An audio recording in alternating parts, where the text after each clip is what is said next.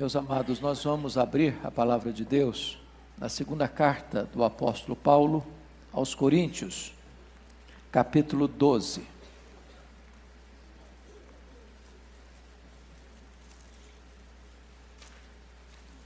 Segunda carta de Paulo aos Coríntios, capítulo 12.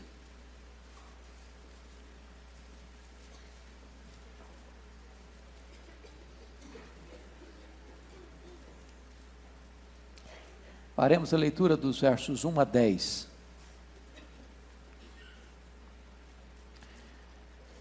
Se é necessário que me glorie, ainda que não convém, passarei as visões e revelações do Senhor. Conheço um homem em Cristo, que há 14 anos foi arrebatado até o terceiro céu, se no corpo ou fora do corpo, não sei, Deus o sabe. E sei que o tal homem, se no corpo ou fora do corpo, não sei, Deus o sabe, foi arrebatado ao paraíso, e ouviu palavras inefáveis, as quais não é lícito ao homem referir. De tal coisa me gloriarei, não porém de mim mesmo, salvo nas minhas fraquezas. Pois se eu vier a gloriar-me, não serei nécio, porque direi a verdade. Mas abstenho-me, para que ninguém se preocupe comigo mais do que em mim vê ou de mim ouve. E para que não me ensoberbecesse com a grandeza das revelações, foi-me posto um espinho na carne, mensageiro de Satanás, para me esbofetear, a fim de que não me exalte. Por causa disto, 3 vezes pedi ao Senhor que o afastasse de mim. Então ele me disse: a minha graça te basta, porque o poder se aperfeiçoa na fraqueza. De boa vontade, pois, mais me gloriarei nas fraquezas, para que sobre mim repouse o poder de Cristo. Pelo que sinto prazer nas fraquezas, nas injúrias, nas necessidades, nas perseguições, nas angústias, por amor de Cristo. Porque quando sou fraco, então é que sou forte. Amém. Hoje eu quero tratar com você de um tema muito pessoal. Penso eu que todos nós lidamos com isso, com esta pergunta, com este questionamento. E a pergunta e o questionamento é: se Deus me ama mesmo, por que eu sofro? Por que eu estou passando por essa situação? E eu quero dizer para você, inicialmente, algo que não fui eu quem concebeu e escrevi, mas concordo. A vida é a professora mais implacável, porque a vida primeiro dá a prova, depois a lição. A vida é a professora mais implacável, porque primeiro a vida dá a prova, depois ela dá a lição. Foi o pensador irlandês C.S. Lewis que disse que Deus sussurra nos nossos prazeres, mas Deus grita nas nossas dores. Esse texto que nós acabamos de ler tem como contexto a questão dos falsos apóstolos que estavam tendo muita acolhida em Corinto, sendo muito aplaudidos em Corinto e recebendo muita aceitação na igreja de Corinto, e questionando o apostolado de Paulo, dizendo que Paulo não era um verdadeiro apóstolo, que Paulo não tinha as experiências místicas e arrebatadoras que eles tinham. A contragosto, Paulo então começa a mostrar suas credenciais. Não era o feitio de Paulo falar dele mesmo, contar suas experiências, falar das coisas grandes que ele tinha experimentado na vida? Mas ele começa a contar que um homem, e ele nem diz que é ele, mas o contexto é claro que é ele mesmo, teve uma revelação, e foi arrebatado ao terceiro céu. Chega a dizer, no corpo, fora do corpo, eu não sei, Deus sabe. E esse homem que é ele mesmo, teve visões tão lindas, e ouviu coisas tão esplêndidas, e tão maravilhosas, que é ilícito ao homem referir. E ele poderia, por causa desta experiência incomum, singular, bater no peito e dizer, olha para mim aqui, ó que homem batuta que eu sou, olha que crentão que eu sou, olha que homem magnífico que eu sou, ninguém teve experiências como eu. E ele toma ciência de uma coisa, se ele tem que se gloriar, não é nele mesmo. Ele não quer que ninguém fique olhando para ele e achando, não, esse é o cara, não, olha que ícone, olha que pessoa, olha, não, ele não quer que os olhos se voltem para ele. Então, ele começa a descrever que ao lado dessas experiências de êxtase, de arrebatamento, de glórias indescritíveis, Deus resolve temperar isso com sofrimento. Com sofrimento. E talvez nenhum homem na história do cristianismo tenha sofrido de maneira tão pontual, tão constante como este homem. Logo que ele retorna da primeira viagem missionária, na região da Galácia, e escreve a sua primeira carta aos Gálatas, ele diz, eu trago no corpo as marcas de Cristo, já tinha sido apedrejado. Quando você vai fazer um relance da biografia deste homem, você fica pasmo, como ele foi perseguido logo no começo da sua caminhada cristã em Damasco. Quando ele vai para a igreja de Jerusalém, em vez daqueles irmãos o acolherem, bater a porta da igreja na cara dele, não acreditaram na conversão dele.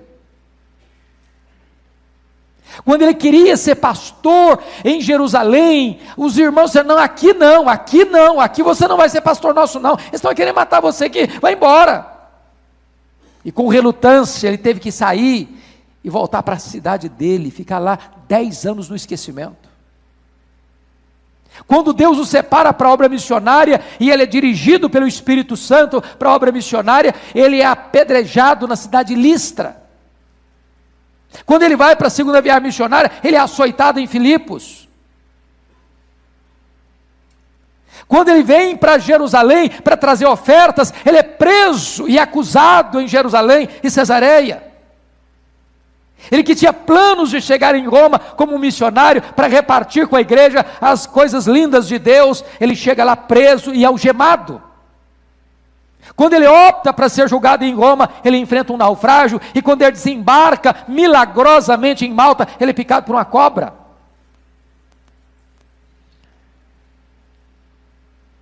Esse homem, entretanto, experimenta alegria no sofrimento. Ele diz, em nada considero a vida preciosa para mim mesmo.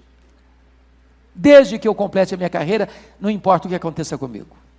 Que eu prego o evangelho, não importa comigo. Aliás, se eu morrer também, não tem problema, porque para mim o viver é Cristo e o morrer é lucro. Quando ele vai fazer uma avaliação das coisas, ele diz o seguinte, lá em 2 Coríntios 4, 16, 18, as coisas espirituais estão acima das materiais, o futuro é melhor do que o presente, e o eterno é mais importante do que o temporal. No texto lido, ele vai fazer uma análise do sofrimento que o atormentou. Quando ele diz que para que não me ensoberbecesse com as grandezas das revelações, foi-me posto um espinho na carne, mensageiro de Satanás, para me esbofetear. E aí eu chamo a sua atenção, porque há um contraste gritante aqui. Qual o contraste? Ele vai do paraíso à dor, da glória ao sofrimento, da bênção de Deus no céu para a bofetada de Satanás na terra. Então, dito isso, irmãos, eu gostaria de partilhar com vocês alguns princípios que Paulo nos ajudará então a lidar com essa questão do sofrimento. Você é um homem de Deus, você é uma mulher de Deus, você é um jovem crente, você é um empresário crente, você é um trabalhador crente, um empregado crente, você é um homem piedoso, mas você está passando luta na sua casa, na sua vida, na sua saúde, você está enfrentando crises diversas ordens, e talvez você esteja com o coração aflito, perturbado, com perguntas, com muitos questionamentos, e esse texto vai nos ajudar a entender algumas coisas. Primeira lição: Deus não desperdiça sofrimento na vida de seus filhos. Essa é uma frase dos puritanos. Deus não desperdiça sofrimento na vida de seus filhos. Se você entende que Deus é soberano, e Ele é, se você entende que não existe acaso, e não existe, se você entende que tudo que acontece debaixo da permissão ou da direção divina, então, se você está sofrendo, o seu sofrimento não está fora do controle de Deus, do conhecimento de Deus, da permissão de Deus, do propósito de Deus. E ele deixa isso claro no verso 7, para que não me ensoberbecesse com a grandeza das revelações, foi-me posto um espinho na carne. É bem verdade que às vezes eu não sei esse propósito, como Jó não ficou sabendo.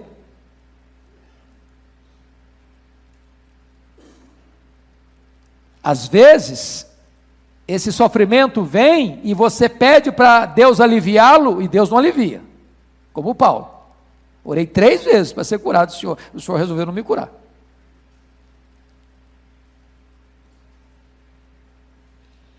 Segunda lição que eu aprendo nesse texto: às vezes, Deus decide revelar-nos a razão do nosso sofrimento. Às vezes, Ele decide revelar. No caso aqui, Deus decidiu revelar.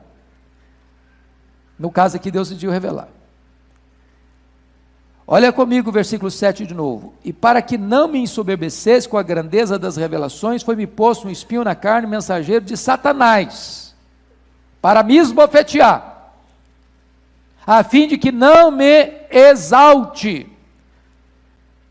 Não combina sofrimento com soberba.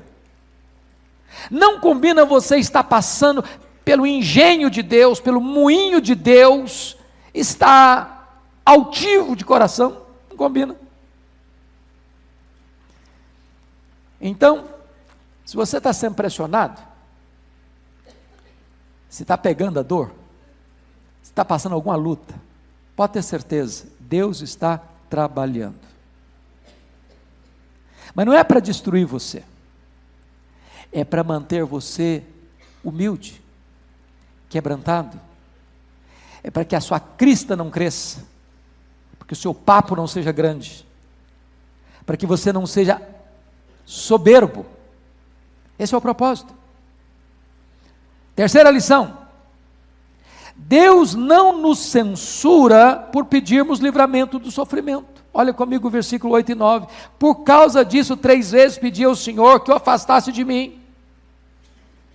Mas Ele me disse: a minha graça te basta, porque o poder se aperfeiçoa na fraqueza. Algumas pessoas acham que ser espiritual é ser estoico. O que é o estoico? O estoico é aquele que recebe o sofrimento e o suporta com os dentes trincados. O estoico é aquele que acha que o papel dele é ficar debaixo de um rolo compressor de um destino cego e não poder reclamar, é aguentar calado.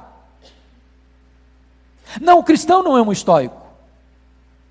Os salmos, temos aprendido aqui com o pastor Erivaldo tantas vezes, são salmos às vezes mais de lamentos do que de louvor, onde o servo de Deus diz: meu Deus, está doendo, até quando, Senhor? Por que eu estou passando por isso? E diz a Bíblia que Paulo ora a Deus, não só uma, mas 2, mas 3 vezes, e Deus não atende o pedido dele. Deus não ouve positivamente a oração como ele queria que fosse ouvida. Então, assim como Deus não censurou Jó por perguntar 16 vezes por quê, assim como Deus não censurou Paulo por ter orado 3 vezes, assim como o próprio Filho de Deus no Getsêmani pediu remoção da sua dor. Eu gostaria de dizer para você, que talvez está passando por alguma luta, noite sem dormir, coração apertado, talvez aqui hoje desempregado, talvez doente, talvez com algum familiar seu num CTI, à beira da morte, talvez lidando com a doença crônica na família, ou com um problema na família que você não vê saída. Eu quero dizer para você que Deus não censura você, quando você diz, está doendo, Senhor, meu Deus, por que isso? Meu Deus, me dá uma explicação. Deus não nos censura, quando nós pedimos livramento do sofrimento. Quarta lição: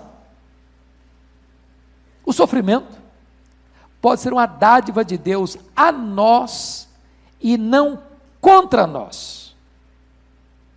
Não é fácil escutar isso não, sabe? Está na contramão da teologia aí, da confissão positiva, está na contramão da teologia chamada também da prosperidade, que diz que se você é crente, você não vai ter luta, se você é crente, você não vai ficar nunca desempregado, se você é crente, você nunca vai ficar doente, se você é crente, vai dar tudo certo para você, se você é crente, você vai viver num mar de rosas, se você é crente, então você vai estar blindado. Prestem bem atenção. Deixa eu lhes fazer uma pergunta preliminar para explicar melhor aqui. Espinho na carne de Paulo procedeu de Deus ou de Satanás?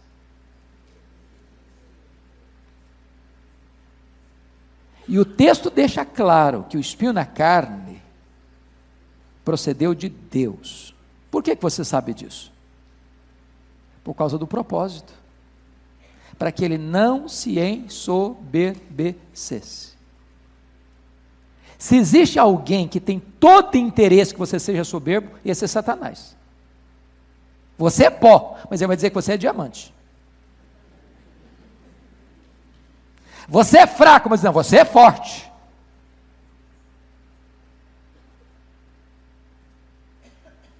Mas Deus tem todo interesse que você seja humilde. Mas como então, se o espinho na carne veio de Deus, como é que Satanás esbofeteava a cara de Paulo com esse sofrimento, com esse espinho na carne? Porque esse é o Satanás. Quando Deus permite uma providência carrancuda na sua vida, e o sofrimento, e a enfermidade, a dor, e o desemprego, e a crise familiar, é uma providência carrancuda, então o diabo vem e bate na sua cara, está vendo aí? Ó? Vê se Deus te ama mesmo. Cadê esse Deus? Onde está o seu Deus? O teu Deus onde está? Eu há muitos anos, lá em 94, pregando no Supremo Concílio em Governador Valadares, eu caminhava pela rua e vi uma pichação no muro. Cadê o prefeito? Eu gostei da frase. E a frase me levou para o Salmo 42. O teu Deus onde está? Porque as pessoas botam você na parede. Você não é crente. Olha aí, o seu vizinho não é crente, está com a vida melhor que a sua. Seu vizinho é ateu, olha, está com saúde, você está doente. Olha, o empresário ali, não tem mais Deus não, está nadando em dinheiro, você está apertado. Você não é crente, seu filho não passou naquele curso que ele queria, mas o cara lá que não é crente, passou. Cadê o seu Deus? Teu Deus onde está? Mas preste bem atenção. Quando Deus permite um sofrimento na sua vida, Deus tem um propósito positivo. Não é contra você que Deus está trabalhando na providência carrancuda, é por você. Porque as lições mais ricas e preciosas da nossa vida espiritual não acontecem nos dias de folga, nos dias de saúde, nos dias de prosperidade, nos dias de festa. As grandes e mais profundas lições da vida você aprende é no vale da dor. É quando você está passando por sofrimento. É exatamente um espinho na carne. Vamos pensar comigo na história lá do Jacó. Você pode abrir sua Bíblia aí comigo no texto de Gênesis 42, 36? Só um minutinho, depois você volta para cá. Gênesis 42, 36. Olha que coisa interessante. Então lhes disse Jacó, seu pai: tendes-me privado de filhos. José já não existe. Simeão não está aqui. Is levar Benjamim. Todas essas coisas me sobrevêm. Ele está lamentando demais. Só perda, só prejuízo, só problema. Na cabeça dele o José está morto. Agora vão levar o Benjamim para o Egito. Ele está se queixando da providência. Está se queixando de Deus. E ele nem sabia que todo esse sofrimento que ele está passando, e sabe quantos anos ele está passando esse sofrimento? 22 anos. Deus estava escrevendo o capítulo mais emocionante da história dele, da história do povo de Israel, da história do povo da redenção, da história da humanidade.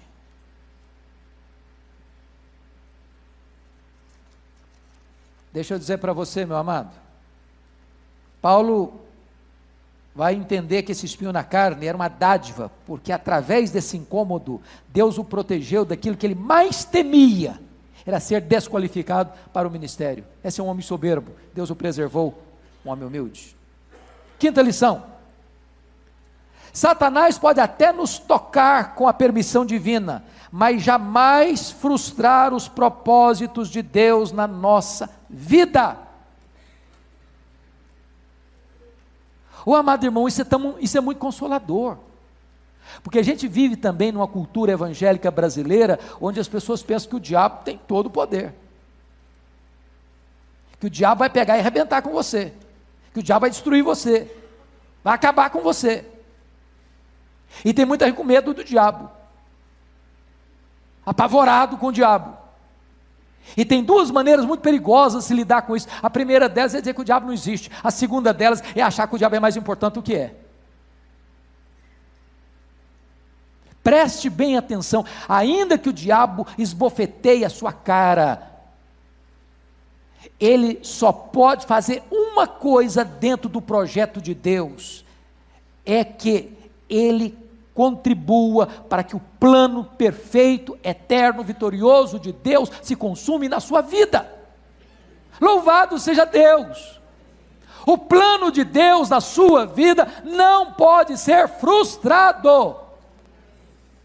Então, quando o crente está sofrendo, ele não deve se desesperar, ele não deve se descabelar, ele não deve se render ao pessimismo, ou à incredulidade, ou ao desespero.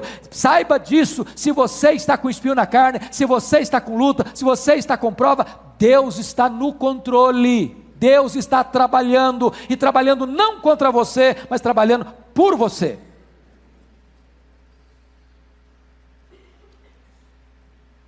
Sexta lição: Deus nos assiste e nos conforta em nosso sofrimento. Olha comigo, versículo 9, por favor, 2 Coríntios 12, 9.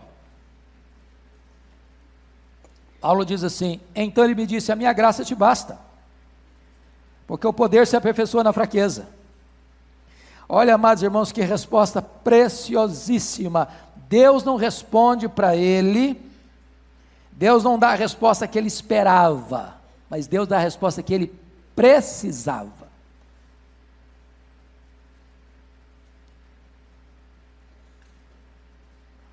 Às vezes a gente vai querer tirar, Deus diz, tira o espinho, senhor, está doendo. Aí Deus diz, não, meu filho, não vou tirar o espinho, eu vou lhe dar graça. Eu não vou remover, eu vou acrescentar algo que vai lhe fortalecer, que vai lhe capacitar. Sabe por quê, meus irmãos? Um homem quebrantado, uma mulher quebrantada, é muito mais poderosamente usado nas mãos de Deus. Leia a história, estude a Bíblia, e você vai ver algo sublime, algo sublime. É que sempre que Deus usa uma pessoa, via de regra, essa pessoa não vive numa redoma de vidro, nem num parque de diversões, nem num jardim grinaldado de flores, nem em berço de ouro.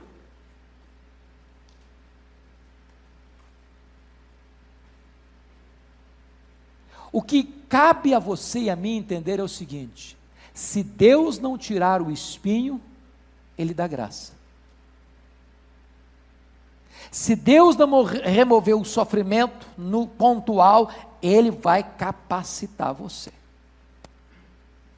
O que cabe a você e a mim entendermos é o seguinte: agora eu sei que Deus tudo pode, que seu plano não pode ser frustrado na minha vida.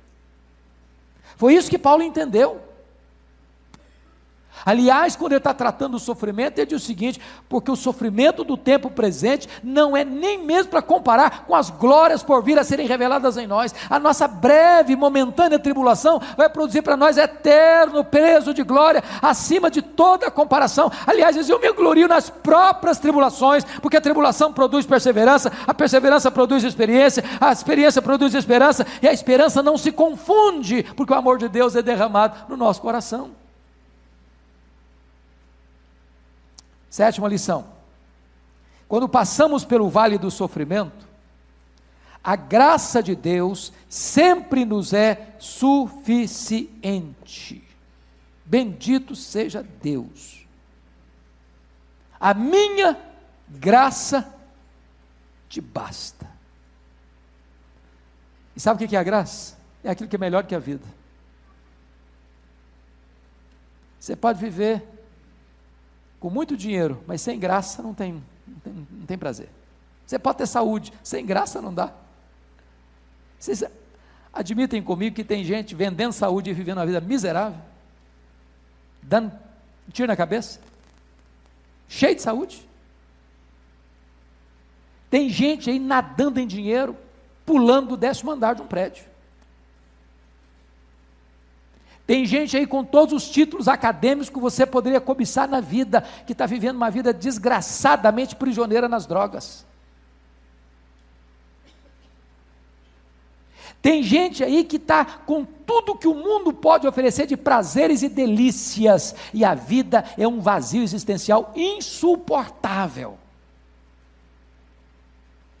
Mas mesmo que os seus olhos estejam umedecidos de lágrimas, mesmo que o seu corpo esteja sendo surrado pela dor, mesmo que na sua casa haja muitas tempestades abando sobre o seu telhado, muitos ventos batendo na sua parede, muitas enxurradas batendo nos alicerces da sua casa, você vai permanecer de pé, porque você está sobre a rocha e a graça de Deus te basta. A graça de Deus te basta. Essa graça é suficiente. Mais do que suficiente. 8º princípio: nem sempre é propósito de Deus remover o nosso sofrimento. Isso aqui não é fácil nem para você nem para mim, porque também é muito comum a gente pensar o seguinte: se eu estou sofrendo, Deus me ama e Ele vai me tirar do sofrimento. E Ele vai tirar, sim. Você vai ter uma eternidade inteira sem sofrimento. É verdade. É só mais um pouquinho. Mas pense comigo em algumas pessoas da história. Nós presbiterianos gostamos muito do Calvino, não gostamos, Arival? Um homem de Deus, um reformador que foi um exemplo para o mundo. Calvino não chegou a completar 55 anos. Quando eu li a história daquele homem, eu fico pasmo. Era doente, mais de dezenas de enfermidades. A maioria das obras que ele escreveu no leito da enfermidade, ditando para alguém.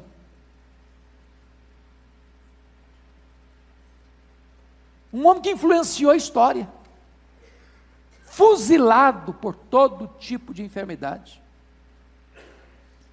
Eu fico olhando a história de um moço, igual David Brainerd, considerado um dos maiores missionários da história da igreja, o homem mais piedoso, segundo John Wesley, que ele já conheceu. Seu futuro sogro, porque não chegou a casar, Jonathan Edwards, escreveu o seu diário. Anotou, pegou as anotações que ele fazia e publicou o livro. E perguntaram para Wesley, qual é a obra mais importante depois da Bíblia para que alguém conheça a Deus? Ele disse, leia o diário de David Brainerd. Esse moço morreu com 29 anos, de tuberculose, tossindo sangue no meio das selvas. Pensa comigo, em John Bunyan, 14 anos atrás de grades, de prisões terríveis, imundas. Pense comigo em Fanny Crosby, passou a vida inteira na cegueira, 92 anos cega. Pense comigo em Dietrich Bonhoeffer, enforcado no dia 9 de abril de 1945, pelo nazismo alemão. Servo de Deus. E nós poderíamos citar centenas de pessoas. Infelizes? Coitadas? Miseravelmente coitadas? Não. Absolutamente não. Bem-aventuradas. Bem-aventuradas. A avaliação do céu não é a mesma avaliação da terra. Essas pessoas são aquelas que, ao partirem daqui, escutam Jesus dizendo, vinde benditos de meu Pai, entrai na posse do reino, que vos está preparado desde a fundação do mundo. Aqui não tem mais lágrima, aqui não tem mais luto, aqui não tem mais dor, aqui não tem mais tristeza, aqui não tem mais doença, aqui não tem mais enfermidade, aqui não tem mais cortejo fúnebre, aqui não tem mais despedida, aqui não tem mais pecado, aqui você vai desfrutar de um gozo eterno, de uma alegria eterna, de uma paz eterna, de uma perfeição eterna. Aqui você vai desfrutar de toda a herança que você recebeu pela graça de Deus. Amados irmãos, a nossa vida não constitui apenas o pequeno lustro da caminhada do berço à sepultura. Nós somos chamados para uma herança eterna. Nona lição: a nossa felicidade não depende das circunstâncias, depende de Cristo. Olha o versículo 10 comigo. Pelo que sinto prazer nas fraquezas, nas injúrias, nas necessidades, nas perseguições, nas angústias, por amor de Cristo. Amados irmãos, qualquer pessoa que lê um texto desse, não sendo um crente, fala, esse cara é doido. Ou no mínimo é um masoquista. Porque preste atenção, prazer é deleite.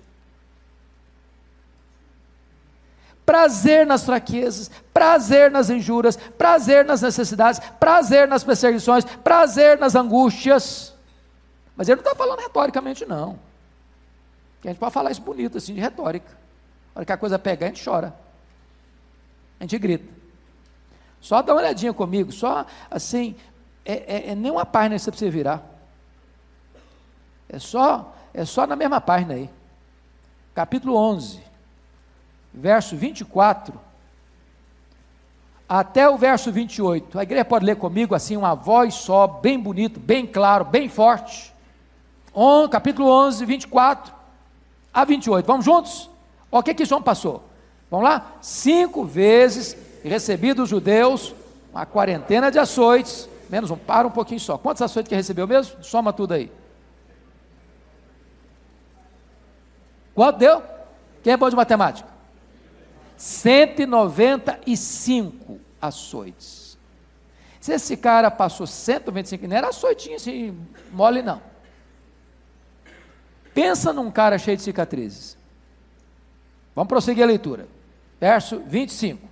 Fui 3 vezes fustigados com varas, uma vez apedrejado, em naufrágio 3 vezes, uma noite e um dia passei na voragem do mar, em jornadas muitas vezes, em perigos de rios, em perigos de salteadores, em perigos entre patrícios, em perigos entre gentios, em perigos na cidade, em perigos no deserto, em perigos no mar, em perigos em fatos irmãos, em trabalhos e fadigas, em vigílias muitas vezes, em fome e sede, em jejuns muitas vezes, em frio e nudez, além das coisas exteriores, o que pesa sobre mim diariamente É a preocupação com todas as igrejas. Eu gosto muito dos louros de Paulo, mas das cicatrizes não. Paulo não é Paulo sem essas cicatrizes. Você ainda está achando que é demais em você?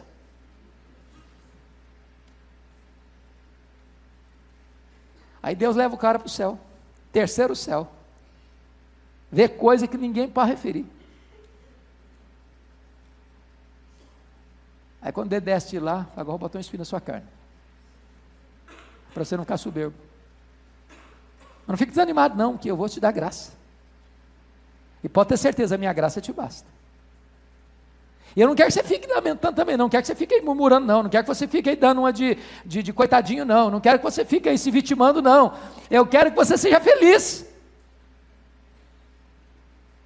Eu quero que você transborde de alegria, não importa a circunstância, não cantamos aqui, não importa a circunstância, você vai ser feliz, você vai cantar, você vai pregar, você vai orar, você vai evangelizar, você vai fazer missões, você vai plantar igrejas, você vai ver o crescimento da igreja, mas olha, vai ter luta.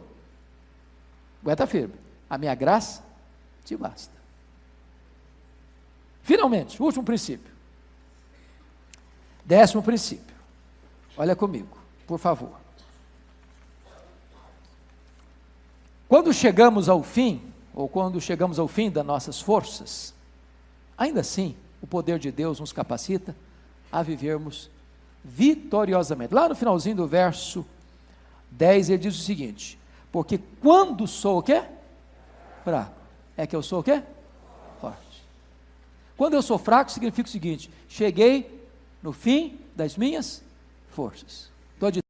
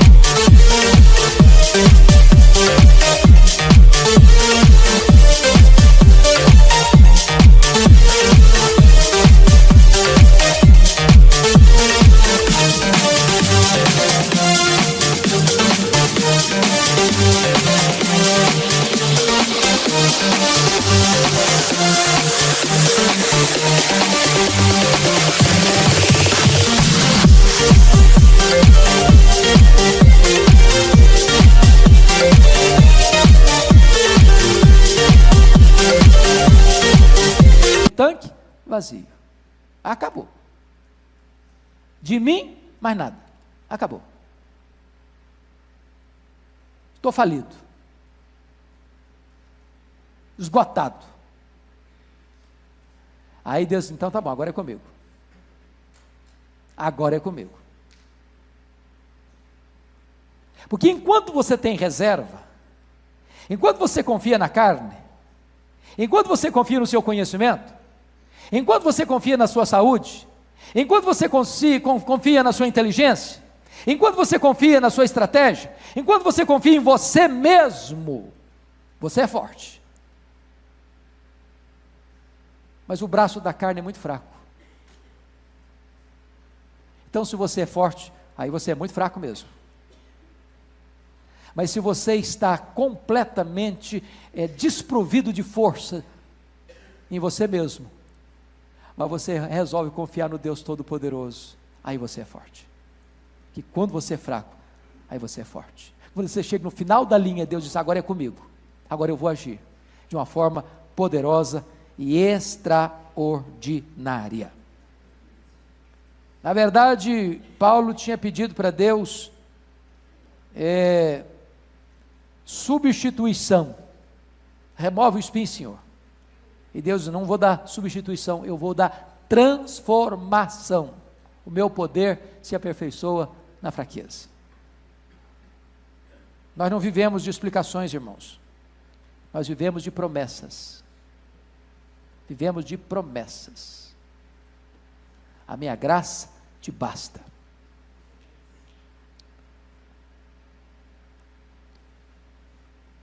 Eu queria terminar Aquela velha, surrada ilustração, pegadas na areia. Lembra dela? Você caminhando, Jesus do seu lado. Feliz da vida, batendo papo. Daqui a pouco, a coisa pega para o seu lado. Você olha, cadê Jesus? Você não está vendo mais. Você olha para trás, só vê uma pegada. Jesus me abandonou. Estou sozinho. Não, filho. Te abandonei não. Essa pegada que você está vendo aí não é sua não. É minha. É minha. Eu peguei você no colo. Eu que estou levando você. Eu que estou levando você. Você está passando por luta? Por prova? Saiba de uma coisa, Deus está com você. Você tem tido vitórias maravilhosas, saiba que as lutas vêm, para você não ficar soberbo. Você está de tanque vazio? Então está na hora de Deus dizer o seguinte, então agora você é forte. Agora você é forte. Que quando você é fraco, você é forte. Porque o poder se aperfeiçoa na fraqueza. Que Deus nos ajude. Que Deus nos anime. Que Deus nos console. Que Deus capacite a esta igreja. Não importa as lutas que chegarem, a sermos vasos nas mãos de Deus. Para levarmos esta esperança do Evangelho para essa cidade, para essa nação e para o mundo afora. Vamos orar juntos? Você poderia ficar em pé, por favor?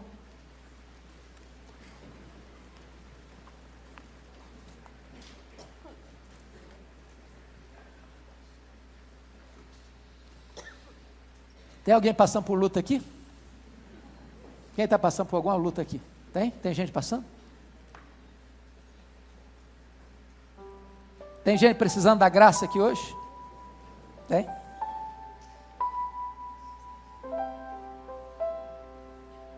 Tem gente que tem consciência de que é fraco, muito fraco. Tem gente consciente disso?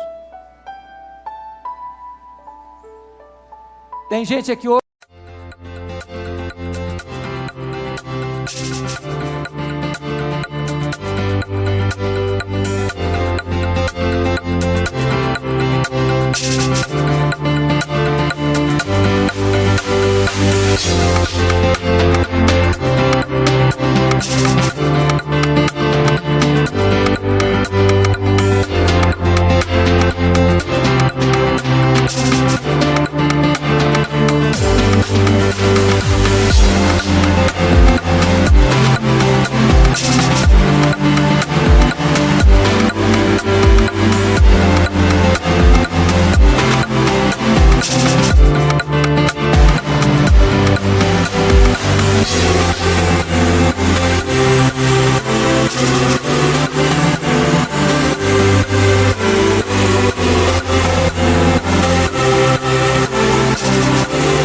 Querendo a graça de Deus para dizer o seguinte: ó Senhor, eu estou fraco, mas se Tu me fortaleceres na minha fraqueza, eu receberei poder. Quem quer isso hoje? Aleluia, louvado seja o Senhor. Deus, aqui está a Tua igreja, Teu povo, a quem Tu amas. E aqui está um povo, Deus, que passa por lutas, passa por vales, um povo que tem chorado, até gemido, a dor da enfermidade, a dor dos dramas da família, a dor das incompreensões, até das perseguições. Mas nós estamos aqui, Deus, para dizer que o nosso tanque está vazio, que nós não temos forças em nós mesmos, porque Tu conheces a nossa estrutura, Tu sabes que somos pó. Mas estamos aqui aos Teus pés, desejosos de sermos revestidos com o Teu poder. Senhor, a Tua graça é melhor do que a vida. Pode nos faltar qualquer outra coisa, não nos falte a Tua graça, Senhor. Não nos falte a Tua graça. Porque se a Tua graça estiver conosco, então o poder se aperfeiçoará na fraqueza. Então nós vamos indo de força em força. E então sentiremos a tua mão nos pegando e nos conduzindo com o teu conselho, e depois nos recebendo na glória. E então nós saberemos que bondade e misericórdia nos seguirão todos os dias da nossa vida. E então saberemos que quando a jornada terminar, nós habitaremos para sempre contigo na casa do Pai. Muito obrigado por esta noite, louvado seja o teu nome. Abençoa o teu povo, em nome de Jesus, amém.